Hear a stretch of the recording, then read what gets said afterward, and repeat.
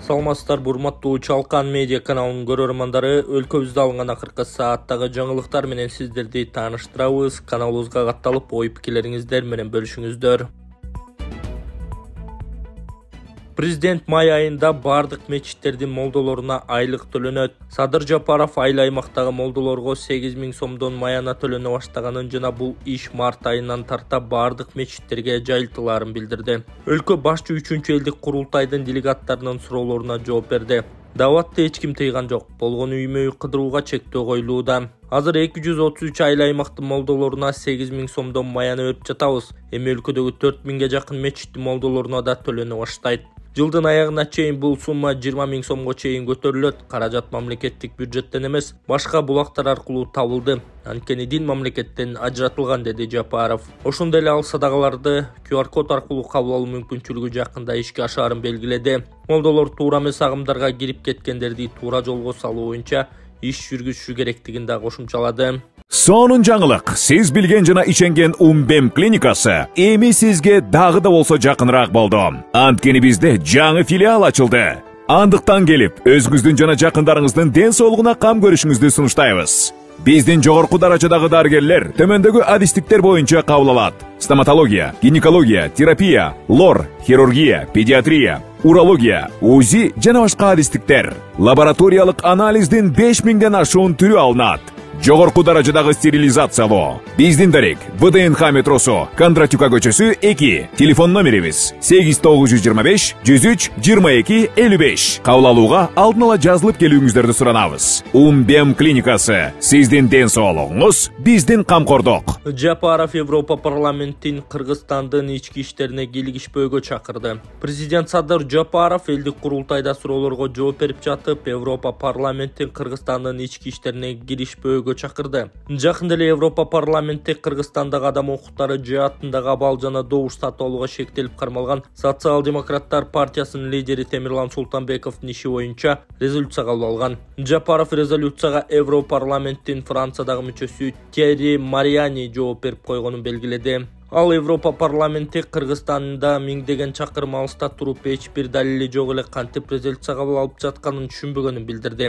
Туура айтты, партиянын добуш сатып алганы белгилүү болуп тур, биз анан алардын башынан сылашыбыз керекпи? Бизде 3 революция болду, анын баары шайлоолор акыйкатсыз өткөнү үчүн болгон да. Силер биздин өлкөнүн кандай экенин элестете да албайсыңар. Келип көрүп кеткиле, бизде баары ачык айкын. Биз көз карандысыз мамлекетпиз, ошондуктан ички иштерибизге кийлигишпегиле, деди Садыр Жапаров. Кыргызстандын тышкы иштер министрлиги Европа парламентинин резолюция кабыл алышын республиканын укук коргоо жана сот органдарына одоно басым жасоо аракети деп сыпаттаган. Мындан тышкары Садыр Жапаров АКШнын мамлекеттик департаментине кайрылды. Ал батыш каржылаган өкмөттүк эмес уюмдар жана ЖМКлар чоң суммадагы каражаттарды алышып, өздөрүнүн грант берүүчүлөрүнө кооз отчетторду берип жатышканын айтты. Президент иш жүзүнө келгенде алар жалган маалыматтарды таратуу менен жала жаап, терс көрүнүштөрдү гана издешерин белгиледи. Эгерде силер акчаны кайда коротууну билбей жатсаңар, анда түз эле бизге бергиле, биз анын даректерине жеткиребиз. Журналистиканы жогорку деңгээлге көтөрүү керек болуп жатса, анда көтөрөбүз. Керек болсо сөз эркиндигин толук камсыздап беребиз. Силердин акчаңарды натыйжалуу пайдаланып, отчетун көрсөтөбүз, алдабайбыз, деди президент Жапаров. Бишкектеги ооруканада 4 жашар бала каза болду, министрлик иликтөөдө. Социалдык тармактарда Токтомуш Жекшенбай уулу аттуу жана анын 4 жаштагы баласы дарыгердин шалаакылыгынан улам каза болуп калганын айтты. Маалыматты Саламаттыкты сактоо министрлиги тастыктап, окуя боюнча кызматтык иликтөө жүрүп жатканын билдирди. Токтомуш Жекшенбай уулу кабарлагандай, окуя эне жана баланы коргоо улуттук борборунда болгон. Кабыл алуу бөлүмүндөгү дарыгердин кайдыгер жана шалаакы мамилесинен улам 4 жаштагы уулумду жоготтум. Ал балама наркоз берип уктатып, колуна туш келген Винкристин деген препаратты жүлүнгө сайган. Балама уулу затты жүлүнгө саярда туура эле сайып жатамбы деп 10 жолу текшериши керек болчу. Жада калса анализ алышы керек болчу, анткени эмес. Бул дары туура эмес сайылса адам тирүү калбайт. Бардык нерв клеткаларын күйгүзүп, майып кылып өлтүрөт деп жазган Жекшенбай уулу. Ал белгилегендей, наристе дарын алып үйүнө баргандан кийин кусуп, башын көтөрө албай жатып калган. 13 декабрда белине сайылчу препарат бизде калганын көргөндө гана дары алмашып калганын билдик. Аны биз 3 айда бир жолудан 9 айда 3 дозасын ооруканадан алганбыз. Эми акыркысын 4-сүнү алганы жатканбыз. Балам оор абалда эмес болчу. 6 күн ооруканада жатып 19 декабрда бул дүйнө менен кош айтышып кете берди деп жазган ал. Сынактан 2 жолу үй утуп, бирок аны ала албай жүргөн мугалимге батир берилди. Жогорку Кеңештин депутаты Ош шаарынын мурдагы мэри Талайбек Сарыбашев сынактан 2 жолу үй утуп, бирок аларды ала албай жүргөн мугалим Илгизбек Шамырзаевге батир белек кылды. Бул тууралуу ал Фейсбуктагы баракчасынан билдирди. Белгилүү болгондой, октябрь айында Азаттык Илгизбек Шамырзаев Ош шаарында өткөрүлгөн сынактарда 2 жыл катары менен бир бөлмөлүү батир утуп алганын, бирок сынактын уюштуруучулары убада кылынган үйлөрдү бере электиги, мугалимдин өзү ижарага алган батирде жашап жүргөнү тууралуу сюжет чыгарган. Сынактардын бирин Оштун мэриясы өткөрүп, батирдин демөөрчүсү болгон Эмаком компаниясы бермек. Ал эми батирдин сертификатын Оштун мэри болуп турган Талайбек Сарыбашев тапшырган. Илгизбек Шамырзаевдин батир ала электиги белгилүү болгондон кийин Сарыбашевка коомчулук тарабынан сындар айтылган. Мындан улам Шамырзаевдин батир маселеси чечилбесе өз үй алып берерин убада кылган. Айтканындай, Сарыбашев мугалимге бир бөлмөлүү батир белек кылып, жаңы конушка көчүп кирген мугалимдин үйүнө барып келген. Жаш мугалим үйлүү болуп жатат деп сүйүнгөн элем, Кудайды эле көп сүйүндүң, өзүң алып бер деген окшойт. Бул батирди жакшы ниет, максат менен белек кылып берип жатабыз, деди ал. Илгизбек Шамырзаев Сарыбашевка белек үчүн ыраазычылык билдирген.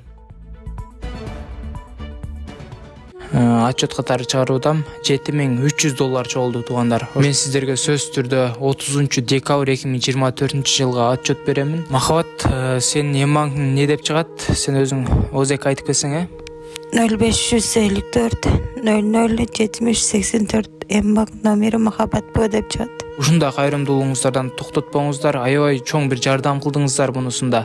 Сөз түрдө бүгүн көрүп турган болсоңуз, анда терминалга барып туруп эмбанкты тандап туруп, ушул кыз озек айтып берди сиздерге. Ошол эмбанкка өзүңүздөрдүн ыхсаныңыздарды салып, сөз түрдө жардам кылып кетсеңиздер аябай жакшы болот. Урматтуу бир туугандар, кайрымдуулугуңуздарды токтотпостон бүгүн көрүп турасыздарбы? Мына ушул кыздын акыбалы мынакей караңыздарчы. Боорунан ушундай суюктуктар чыгып, альбикакоз деген диагноз коюлган. Индия мамлекетинде пересадка үчүн $40,000 керек эле. Азыркы учурда ушул кызга деп сиздердин аркаңыздар менен $7300 чогулду туугандар. $32,700 калды. Манатыңыздар түшүп атат. Эжекебиздин Сбербанкы Замира Ч деп чыгат. Эжекебиз өзү донор болгон атат. Азыр мен сиздерге атап өткөн реквизиттерге өздөрүнүн реквизити, өзүңүздөрдүн ыхсаныңыздарды салып которуп кетсеңиздер болот. Кайрымдуулук кылган ар бир адамга Аллахым ыраазы болгон болсун.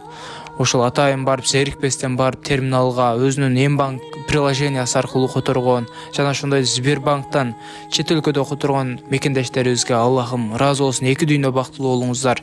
Ушул кыздын ден соолугу үчүн деп өзүнүн кызындай көрүп которуп жаткан инсандарга экесилеп Кудайым сиздерге соопторду берсин. Кытай, Кыргызстан, Өзбекстан темир жолун куруу боюнча инвестициялык макулдашууга кол коюлду. Президенттин ынтымак орду администрациясында Кыргызстандын министрлер кабинети менен Кытай, Кыргызстан, Өзбекстан темир жолу компаниясы жоопкерчилиги чектелген коомунун ортосунда инвестициялык макулдашууга кол коюу аземи болду. Инвестициялык макулдашууга министрлер кабинети тарабынан транспорт жана коммуникациялар министри Абсатар Сыргабаев, ал эми инвестор тараптан Кытай, Кыргызстан, Өзбекстан темир жолу компаниясы ЖЧКсынын директорлор кеңешинин төрагасы Чжун Шенгуй кол койду. Анда сөз сүйлөгөн министрлер кабинетинин төрагасынын орун басары суу ресурстары, айыл чарба жана кайра иштетүү өнөр жай министри Бакыт Төрөбаев бул маанилүү Кытай, Кыргызстан, Өзбекстан темир жолун долбоорлоо, куруу, каржылоо, эксплуатациялоо жана техникалык тейлөө боюнча инвестициялык макулдашууга кол коюлуп жатышы сүйлөшүүлөр процессинин узак жана татаал мезгилинен аймактык жана эл аралык мааниси терең масштабтагы инфраструктуралык долбоорду ишке ашуунун практикалык планына өтүп жатканын билдирди.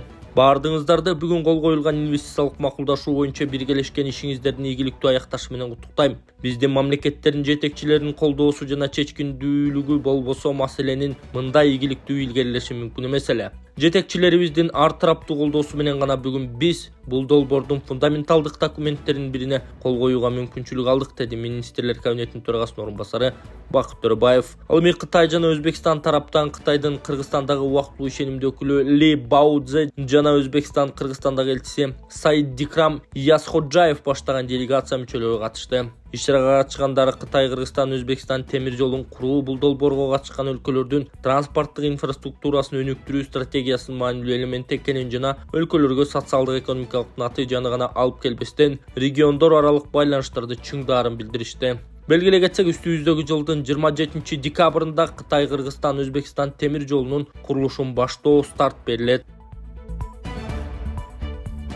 Элдик курултайда сотторду тандоо системасын жаңылоо сунушталды. Элдик курултайдын сот адилеттик иштер боюнча кеңешинин өкүлү Таалай Алыбаев Кыргызстанда судьяларды тандоо ыкмасын өзгөртүүнү сунуштады. Бул тууралуу 21 декабрда Бишкекте өткөн 3-чү элдик курултайда айтып чыкты. Анын пикиринде азыркы тандоо системасы менен талапкерлердин кесипкөйлүүлүгүн, өзгөчө моралдык этикалык жөндөмүн толук кандуу баалоо мүмкүн эмес. Анын бирден бир себеби тандоо процессинде кагаз иштердин көптүгү жана электрондук документ жүргүзүү системасынын жоктугу. Тандоодо баалоо ыкмасынын азыркы талаптарга жооп бербеши, техникалык каражаттарын эскериши талапкерди толук кандуу баалоого тоскоол болууда. Бул көйгөйдү чечүү үчүн судьялык кызматка талапкерлерди тандоо үчүн алардын резервин түзүп, сот адилеттигинин жогорку мектебинде окутуп, жергиликтүү соттордо 2 жылдан стажировкадан өткөрүү зарыл. Практикалык жөндөмүн бекемдеген соң судьялык кызматка дайындаганда кесипкөй адистер чыгат, деди Алыбаев. Ал ошондой эле судьялардын чынчылдыгын текшерүү үчүн жылына бир жолу полиграф тестирлөөдөн өткөрүп турууну жана сот системасына кабыл алуудагы процесстерди санариптештирүүнү сунуштады. Жогорку соттун жаңы дайындалган төрагасы Медербек Сатыбаев мамлекеттик медиалардын бирине курган маегинде сот системасындагы коррупцияны жоюу үчүн катуу чараларды көрөөрүн жана санариптештирүүгө басым жасай турганын билдирген. Улуттук коопсуздук мамлекеттик комитети соңку учурда пара алууга шектелип, судьялар кармалганы боюнча утур маалымат беришүүдө. 18 декабрда Бишкек шаардык сотунун жазык коллегиясынын судьясы жана анын жубайы алдамчылыкка шектелип кармалганын билдирген. Быйыл 11 айда Кыргызстандын 9,2 миң жараны Өзбекстанга дарыланууга барган. Быйыл 11 айда Кыргызстандын 9205 жараны Өзбекстанга дарыланууга барган. Бул тууралуу коңшу мамлекеттин статистика агенттиги билдирди. Маалым болгондой, январь-ноябрь айларында Өзбекстанга чет жактан жалпы 98 миң киши дарыланууга барган. Өзбекстанга дарыланууга барган чет элдиктер: Тажикстан 75,466 нафар, Казакстан 11,383 нафар, Кыргызстан 9205 нафар, Россия 1746 нафар. Жаза аткаруу кызматы тергөө абагында сабалды делген киши боюнча териштирүү жүрүп жатканын билдирди. Жаза аткаруу мамлекеттик кызматы Социал-демократтар партиясынын мүчөсү Кадырбек Атамбаевдин Бишкектеги номер 1 тергөө абагында кишилер сабалды делген билдирүүсү боюнча комментарий берди. Мекеменин басма сөз кызматы тараткан билдирүүгө ылайык 20 декабрда тергөө абагында пландык тинтүү иштери жүргүзүлгөн. Кадырбек Атамбаев Facebooктагы баракчасында сабалды деп жазган Исраилов аттуу киши боюнча териштирүү жүрүп жатканын, ал сабалганы жөнүндө расмий арыз жазбаганын мекеме кабарлады. Кадырбек Атамбаев Социал-демократтар партиясынын лидери Темирлан Султанбеков отурган камерага жакын жайгашкан камерада кармалгандар катуу сабалганын Facebooктагы баракчасына жазган. Атамбаев муну Султанбековду коркутуу үчүн жасалган деп эсептейт. Ал тергөө абагында отурган Бекболсун Исраилов аттуу киши сабалганы жөнүндө прокуратурага жана кыйноолорго каршы улуттук борборго арыз менен кайрылганын жазып, анын арызы делген баракты тиркеген. Бишкектин Сверлов райондук соту 15 ноябрда Темирлан Султанбековду Социал-демократтар партиясынын мүчөлөрү Ирина Карамушкинаны жана Роза Түрксеверди 2 айга камакка алган. Бишкек шаардык соту 2 декабрда аларды камакта калтырган. Шектүүлөр Бишкек шаардык милициясы 14 ноябрда кылмыш жаза кодексинин шайлоочулардын добуштарын сатып алуу беренеси боюнча кылмыш ишин козгогон. Алар коюлган айыпты четке кагып, муну саясий басым кысым деп баалап келишет. Улуттук коопсуздук мамлекеттик комитетинин төрагасы Камчыбек Ташиев парламенттин 11 декабрдагы жыйынында Сейитбек Атамбаевдин суроосуна жооп берип жатып, Темирлан Султанбеков мыйзам алдында жооп бериши керектигин билдирген. Bir günden кийин Султанбеков Ташиевдин айткандарына кат түрүндө жооп кайтарып, Кыргызстанда биринчи жолу саясий партия шайлоонун алдында жарыштан четтетилип, лидери камакка алынганын, муну менен бийлик алсыздыгын көрсөткөнүн жазган. Тергөө абагында Султанбековдун ачкачылык кармап отурганына 37 күн болду. Таласта М-банктын 170,5 миң сомун уурдаткан жарандын акчасы кайтарылды. Электрондук капчыгынан 171,5 миң сомун уурдаткан жарандын акчасы кайтарылды. Бул тууралуу Талас милициясынан билдиришти. Маалыматка ылайык, Манас райондук ички иштер башкы башкармалыгына 40 жаштагы аял арыз менен кайрылган. Жабырлануучуга бейтааныш киши Инстаграмдан акча утууга мүмкүн экендиги белгиленген шилтеме жөнөткөн. Ага кирген соң арыз ээсинин М-банк электрондук капчыгына 170,5 миң сом насыя алынып, акча башка тарапка которулган деп жазылган маалыматта. Кылмыш иши козголуп, шектүү катары 32 жаштагы ДТ аттуу Бишкек шаарынын тургуну кармалган. Тергөөдө шектүү которуп алган акчага криптовалюта сатып алганы белгилүү болгон. Милиция жабырлануучунун акчасын толугу менен кайтарып бергени кошумчаланды.